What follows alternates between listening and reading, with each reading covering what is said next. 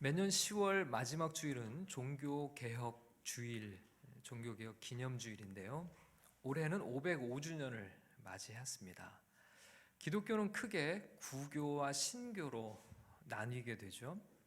구교를 우리나라에서는 뭐라고 부르죠? 천주교라고 합니다. 세계적으로는 카톨릭이라고 하는 명칭을 쓰고요. 우리에게는 조금 생소하지만 정교가 있어요. 우리가 지금 이렇게 러시아, 우크라이나 뉴스를 듣다 보면 러시아 정교회에 폭격을 당하고 그런 소식을 듣죠. 북유럽이나 러시아 쪽에서는 동방 정교가 지금도 남아 있는데 천주교, 카톨릭과 동방 정교를 다 묶어서 우리는 흔히 구교라고 부르죠. 신교, 우리나라에서는 개신교라고도 하는데요. 그냥 우리나라에서는 기독교 그러면 개신교를 통칭합니다. 천주교와 기독교 이렇게 좀 구분을 하는데 전 세계적으로는 기독교 그러면 그 안에 신교와 구교로 나뉘죠. 세계적으로는 이 프로테스탄티즘이라는 명칭을 쓰고 장로교, 감리교, 성결교, 순복음, 침례교, 성공회 이게 다 개신교 안에 들어오는 신교입니다. 자, 505년 전의 종교개혁의 정신은 말씀으로 돌아가자입니다. 여러분, 이것이 종교개혁의 핵심이죠. 중세시대를 거치면서 교회는 점점 말씀에서 멀어져 갔습니다. 아마 면죄부라고 하는 것을 다들 들어보셨을 텐데요. 교회는 성경에도 없는 면죄부 같은 것을 만들어 팔기까지 하죠. 면죄부를 사면 죄가 없어지고 구원을 받을 수 있다는 겁니다. 죽은 가족들을 위해서도 면죄부를 살 수 있었는데 그걸 사면 연옥에 있는 가족들이 천국으로 구원을 받는다는 거죠. 여러분, 성경은 구원에 관해서 뭐라고 말씀합니까? 오직 예수 그리스도를 믿는 믿음으로만 우리는 구원을 선물로 받는다고 말씀하셨어요. 구원은 하나님의 은혜로 우리에게 주시는 선물이라는 거죠. 그런데 하나님이 은혜로 주신 것을, 그 구원을 교회는 돈을 받고 팔았어요. 이런 것이 가능할 수 있었던 배경에는 성경을 읽고 해석할 수 있는 권한이 모든 신자들에게 허용되지 않았기 때문에 그렇습니다. 여러분, 지금은 우리 손에 이렇게 성경이 들려있죠. 누구나 원하면 언제든지 성경을 읽을 수 있지만 중세시대에는 그렇지가 않았어요. 일반인들에게는 놀랍게도 이 성경이 금서 목록에 올라가 있었습니다. 함부로 읽을 수 없는 책이었고 함부로 읽어서도 안 되는 책이었어요. 오직 사제들만이 성경을 읽고 해석할 수 있었습니다. 그러니 일반인들은 성경의 내용을 알 길이 없죠. 다만 사제들이 그렇다고 하면 그런 줄 알고 신앙생활을 할 수밖에 없었어요. 자, 종교개혁자들이 개혁을 일으키면서 가장 힘썼던 일 중에 하나가 바로 이 성경을 일반 성도들의 손에 들려주는 일이었습니다. 그래서 종교개혁자들은 제일 먼저 했던 일이 성경을 대중의 언어로 번역해서 인쇄하고 보급하는 일이었어요. 그 당시 이제 대중의 언어 대표적인 것이 독일어라든지 영어와 같은 그런 언어로 그때 이제 성경이 번역이 됐어요. 그럼 그 전에는 성경은 어떤 언어로 되어 있었을까요? 대중들은 사용하지 않는 고대어 라틴어로 성경이 기록되어 있었습니다. 그래서 종교개혁자들은 이 라틴어 성경을 각국의 대중 언어로 번역하고 인쇄하고 복음하는 일에 힘을 쓰죠. 여러분, 이것이 종교개혁에 있어서 대단히 중요한 부분인데요. 모든 신자들이 성경을 읽을 수 있도록 길을 열어준 것이 바로 종교개혁이었습니다. 그리고 나니 성경에 없는 것은 과감하게 걷어내고 성경의 말씀에 기초한 신앙생활을 회복할 수 있게 된 것이죠. 여러분, 오늘도 우리의 신앙이 또 교회가 끊임없이 개혁되어야 하는데요. 그러면 그 개혁은 무엇인가요? 여전히 말씀으로 돌아가는 거죠. 하나님께서 성경을 통해 우리에게 주시는 말씀대로 믿고 말씀대로 따르고 말씀 안에서 신앙생활하는 것, 거기에 우리 신앙의 본질이 담겨져 있는 겁니다. 여러분, 오늘 말씀의 제목은 진정한 회개인데요. 자, 이 회개에 관해서 성경이 우리에게 뭐라고 말씀하시는지를 같이 살펴보고 이 회개의 의미를 회복해 보려고 하는데요. 자, 교회에 처음 오신 분들은 회개라는 말이 좀 낯설기도 합니다. 물론 요즘엔 이 기독교 용어들이 일반 사회에서도 많이 통용이 되니까 이 회개라는 말을 처음 들은 사람은 없겠죠. 그러나 회개의 의미가 정확하게 뭔지는 좀 궁금하신 분들이 계실 거예요.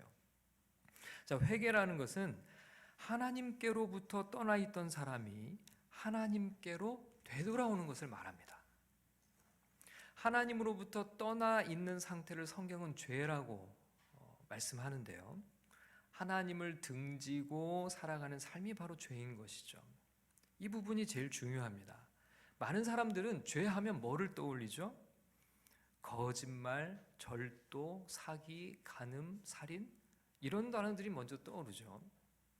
물론 이런 것들도 죄가 맞습니다. 그런데 성경은 이런 것들보다 더 근본적인 죄가 있다고 말씀을 해요.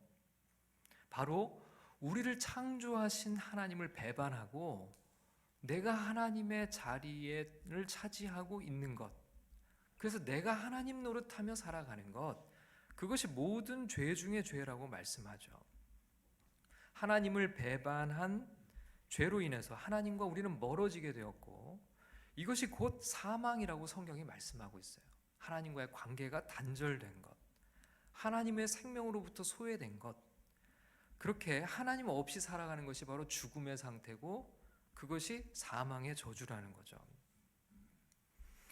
그럼 구원은 뭘까요? 구원은 이 하나님과의 끊어진 관계가 회복되는 거예요.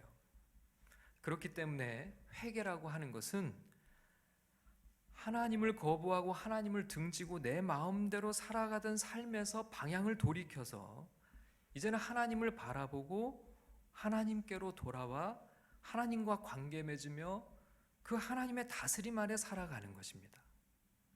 여러분, 이것이 바로 첫 번째 회개예요. 이 첫 번째 회개를 통해 우리는 그리스도인이 되는 것이고 하나님의 자녀가 되는 겁니다. 자, 그러면 첫 번째 회개가 있으면 두 번째 회개도 있을까요? 네, 두 번째 회개가 있어요.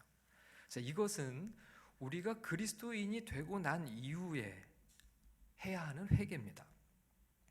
하나님과의 관계가 회복되고 하나님의 다스림 아래 살아가는 동안에도 우리는 죄를 범할 수 있나요? 그렇지 않은가요? 죄를 범할 수 있죠.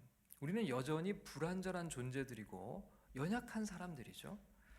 이럴 때 성경은 우리의 모든 죄를 하나님께 고백하면 우리 죄를 용서해 주시고 우리를 깨끗하게 해주신다고 약속하셨어요. 자, 이 약속은 바로 그리스도인들에게 주신 약속인데요. 이미 하나님의 자녀가 된 이들에게 그 죄를 어떻게 다뤄야 하는지를 말씀하시면서 이 약속을 주셨던 겁니다.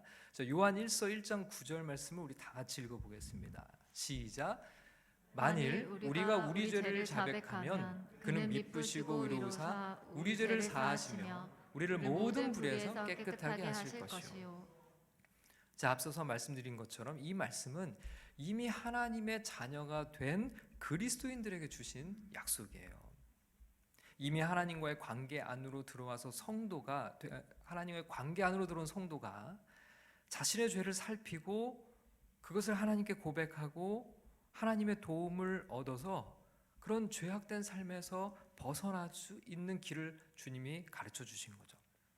이게 바로 두 번째 회개입니다. 그래서 우리는 첫 번째 회개를 통해서 그리스도인이 되고 두 번째 회개를 지속하면서 죄를 멀리하는 삶을, 그렇게 거룩해져 가는 삶을 살아가는 거죠. 그렇기 때문에 이 두 번째 회개는 우리의 그리스도인의 삶에서 지속적이고 반복적일 수밖에 없어요. 하나님 앞에 나아가 죄를 고백하고 용서를 받고 불의한 삶에서 벗어나고자 힘쓰는 것이 성도의 삶에서 반드시 필요한 부분들이죠. 자, 여기까지는 우리 모두가 다 익숙하고 잘 알고 있는 부분들입니다. 자, 그런데 여기에 세 번째 회개가 있어요. 많은 우리 그리스도인들이 이 세 번째 회개를 놓치는 경우가 많은데요.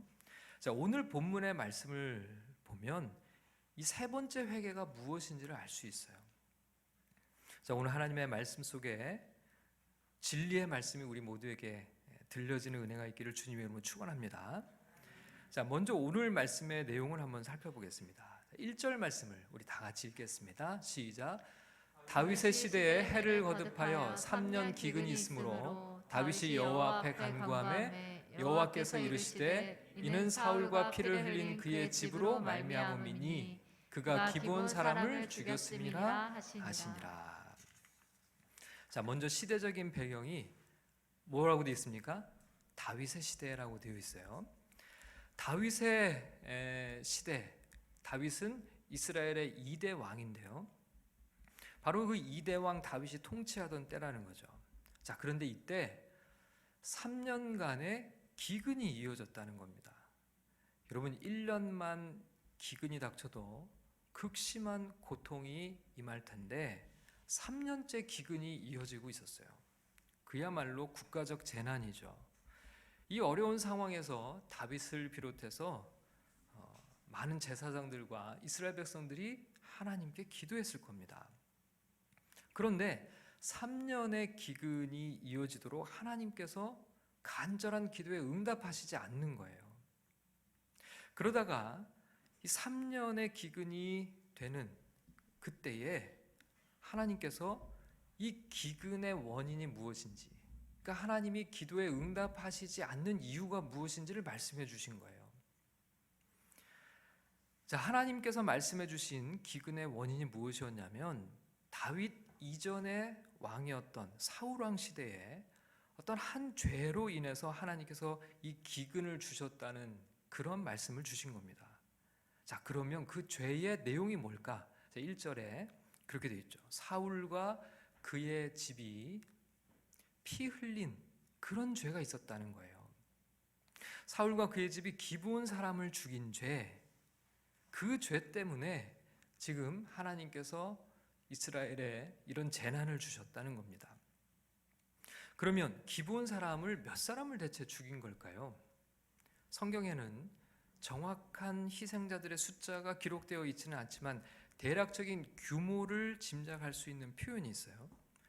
다윗이 나중에 이 기브온 사람들과 대화를 나누는 중에 기브온 사람들이 이렇게 말하는 대목이 있는데요. 5절 말씀을 같이 읽겠습니다.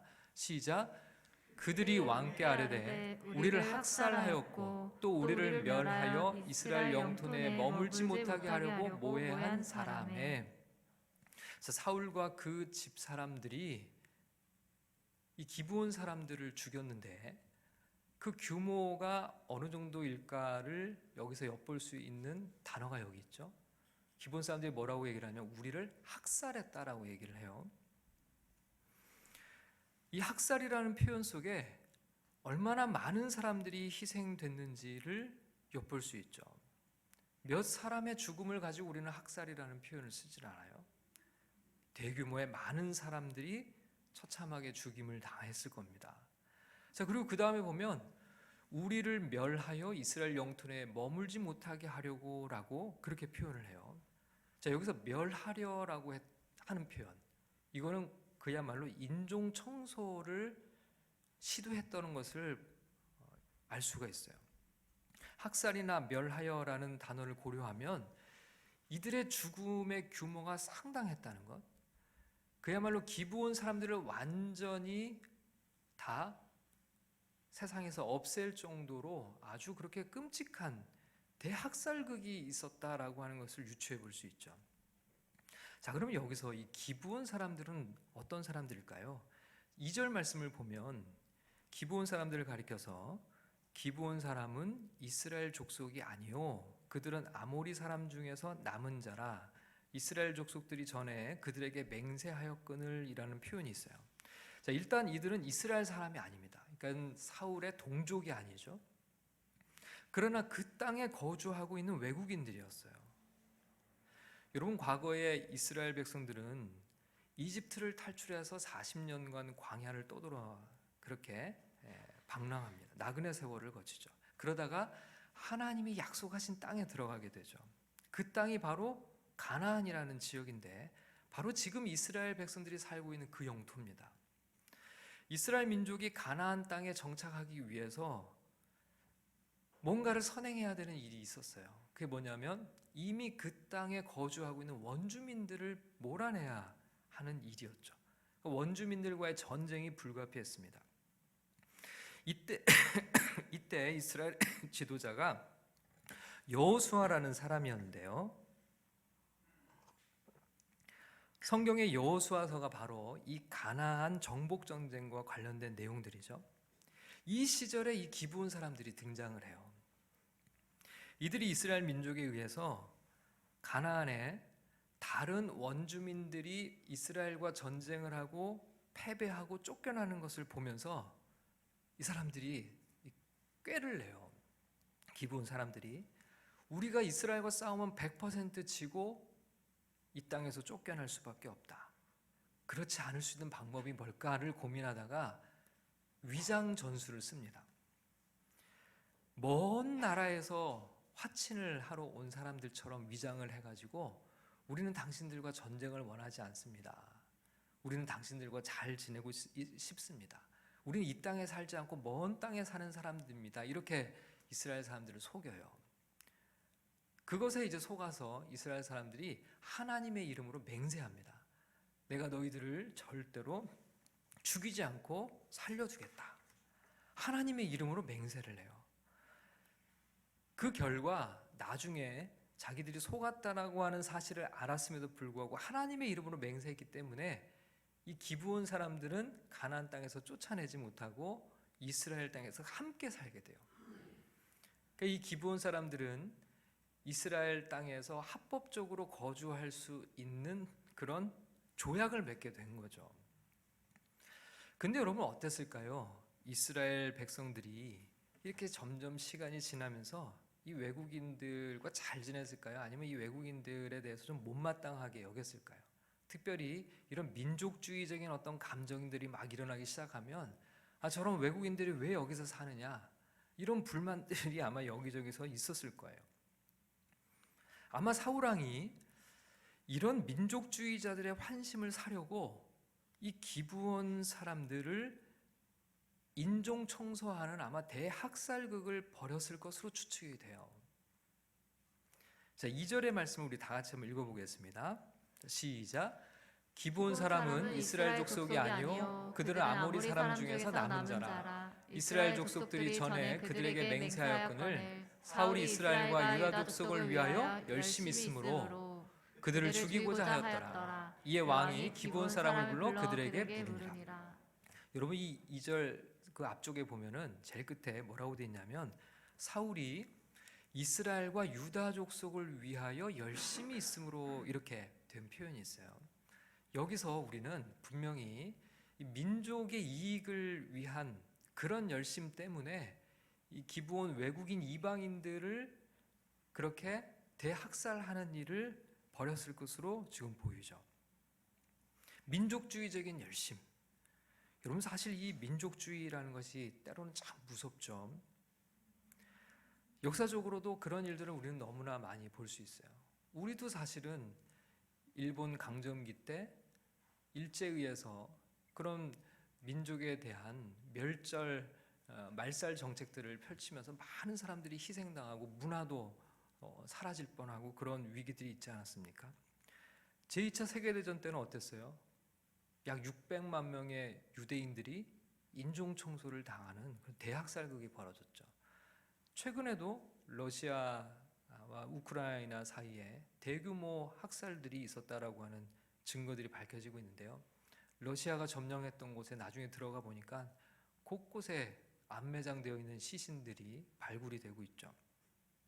바로 이런 학살이 이 사울왕의 통치 시기에 있었다는 것을 지금 하나님께서 말씀하시면서 그 죄로 인해 하나님께서 이스라엘에 지금 기근을 내리셨다 이렇게 말씀하고 있는 거예요. 여기서 우리가 살펴보고자 하는 세 번째 회개가 있습니다. 여러분 이 죄의 문제, 지금 하나님께서는 이 죄의 문제를 회개하고 해결하기를 원하시는 거예요. 자, 3절의 말씀을 같이 읽어보겠습니다. 시작. 다윗이 그들에게 묻되 내가 너희를 위하여 어떻게 하랴? 내가 어떻게 속죄하여야 너희가 여호와의 기업을 위하여 복을 빌겠느냐 하니. 자, 우리가 오늘 이 말씀 속에서 이 다윗이 이 죄의 문제를 어떻게 해결해 가는가를 유심히 좀 보고자 하는데요. 하나님께서 다윗에게 국가적인 재난이라고 할 수 있는 이 기근을 3년 동안이나 지속하고 있는 이유를 분명하게 말씀해 주셨죠. 바로 이 사울 왕의 통치 시기에 있었던 기브온 이방인들에 대한 대학살극 때문에 내가 지금 그 죄에 대한 책임을 묻고 있는 거다, 이렇게 말씀을 하셨어요. 자, 그러면 다윗이 어떻게 하나님 앞에서 이 죄의 문제를 해결하는가를 우리가 살펴보려고 하는데요. 다윗은 어떻게 해결을 할까요? 다윗이 여기서 이렇게 얘기를 합니다. 자, 그들에게 묻되, 누구에게 물었을까요? 기브온의 사람들, 기브온의 자손들에게 물은 거예요. 내가 너희를 위하여 어떻게 하랴? 자, 내가 어떻게 속죄하여야 너희가 여호와의 기업을 위하여 복을 빌겠느냐? 다윗이 이 죄의 문제를 해결하기 위해서 누구에게 물었습니까? 피해자들의 자손들에게 물은 거예요. 여러분, 지금 근데 이 죄를 다윗이 범했습니까? 누가 범했습니까? 다윗이 범한 게 아니죠. 다윗의 선 왕이었던 사울 왕 때에 있었던 일이에요. 다윗이 이 학살극의 범인은 아닙니다. 이미 죽은 사울 왕 시절의 범죄죠. 자, 그럼에도 불구하고 다윗 왕이 뭐라고 얘기를 하냐면 이 학살의 피해자들의 자손에게 내가 너희를 위하여 어떻게 하랴. 그럼 우리는 많은 경우에 핑계를 내죠. 내가 한 일이 아닌데? 그 뭐 옛날에 있었던 일인데? 그리고 너희가 피해자도 아니지 않니? 이렇게 얘기할 수 있어요. 그런데 다윗은 내가 너희를 위하여 어떻게 하랴. 한참의 시간이 지났어요. 그럼에도 불구하고 내가 너희를 어떻게 하랴. 자, 그리고 또 이렇게 얘기를 합니다. 내가 어떻게 속죄하여야 라고 얘기하죠. 왜 다윗이 속죄를 해야 되는 거죠? 여러분, 이것은 이 죄가 어떤 개인의 죄가 아니라 국가적인 범죄에 해당하기 때문에 그렇죠. 왕의 권력으로 행한 것, 그렇게 해서 국가적으로 행해진 그런 전쟁 범죄라고 하는 것, 그런 것을 우리가 염두에 둘 필요가 있어요. 그러니 다윗은 사울의 뒤를 이어 왕이 된 그런 입장에서 사울이 이스라엘의 왕으로 행한 그런 국가적 범죄에 대해서 이스라엘을 대표하는 왕으로서 이 죄를 자신이 회개하고 자신이 이것을 해결해야 한다고 생각하고 있는 거예요. 그리고 하나님은 그걸 요구하고 있는 거죠. 이때 다윗이 내가 어떻게 속죄하여야 하는지를 또 누구에게 물었습니까? 기브온 사람들에게 물었어요. 여러분, 여기서 속죄라고 하는 이 단어가 피해자들에게 배상을 통해서 죄 용서함을 받는 것을 가리키는 말입니다. 여러분, 이게 바로 세 번째 회개예요. 피해자들의 아픔에 대해서 정중하게 사죄하고 그들의 피해 구제를 위해서 힘쓰는 것, 이게 회개의 한 부분인 겁니다. 예전에 영화 밀양에서 기독교의 용서라는 주제를 다루기도 했어요. 유괴범에 의해서 외아들을 잃은 여주인공이 있었습니다. 아들을 잃은 고통 속에서 절망하던 이 여인이 하나님을 믿기 시작하죠. 여인은 어느 날 하나님의 은혜를 자신의 아들을 죽인 유괴범에게 베풀기로 결단을 해요. 그리고 유괴범을 찾아 교도소로 가서 자신이 그를 용서한다는 이야기를 전해주려고 해요. 그야말로 복음을 전해주고 싶었던 거죠. 떨리는 가슴, 두려운 가슴을 안고 교도소에서 유괴범을 대면했는데요. 근데 이 자리에서 주인공은 큰 충격에 빠지고 말아요.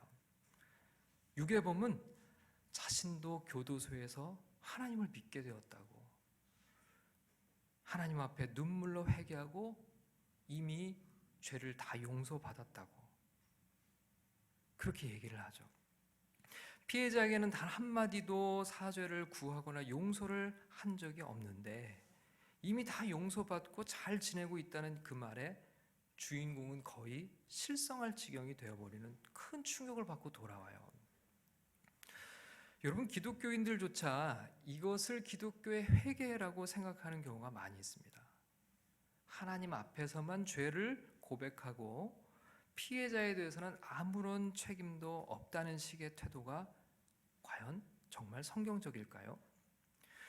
오늘 본문을 보면 하나님께서 기브온 사람들의 피해가 구제되기 전까지 기근을 풀지 않으시는 것을 볼 수 있어요. 기브온 사람들 마음의 상처와 응어리가 풀릴 때까지 이스라엘 사람들의 기도에 응답하지 않고 계신 거죠.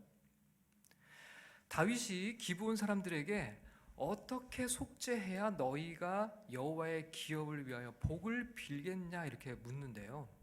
자, 그러니까 하나님께서 언제 기근을 풀어주신다는 것을 다윗은 알고 있는 거죠. 기브온 사람들이 이스라엘을 위해 복을 빌어줄 때야사 비로소 하나님이 이 기근을 풀어주실 거라는 거예요. 그러니까 그 얘기는 기브온 사람들이 용서해야 하나님께서 기근을 풀어주신다라고 하는 그런 뜻인 거죠. 이것이 바로 세 번째 회개입니다. 그리스도인들이 회개를 오해한 나머지 하나님 앞에서만 회개하면 된다는 착각을 해요. 여러분, 물론 하나님께 회개해야 합니다. 하나님은 우리를 반드시 심판하세요. 우리는 먼저 하나님께 회개해야 합니다. 그런데 거기서 그치면 안 된다는 거예요. 나의 죄로 인해 고통을 받은 이들이 있다면 그들에게도 용서를 구하고 그들의 상처를 감싸야 한다는 겁니다. 때로는 피해를 배상하고 그 피해를 회복하기 위해 힘써야 한다는 거죠. 기브온 사람들은 사울 왕의 자손 중에서 7명을 달라고 해요. 그리고 그들을 여호와 앞에서 목매달겠다고 합니다. 6절을 읽겠습니다. 시작. 자손 7사람을 우리에게 내주소서. 여호와께서 택하신 사울의 고을 기브아에서 우리가 그들을 여호와 앞에서 목매어 달겠나이다 하니 왕이 이르되 내가 내주리라 하니라. 여러분, 여기서 우리는 학살 피해자들의 응어리진 마음을 보게 됩니다. 여러분, 그들은요 금, 은과 같은 것을 요구하지 않았어요. 기본 사람들이 정말 원했던 것은 명예회복이었습니다.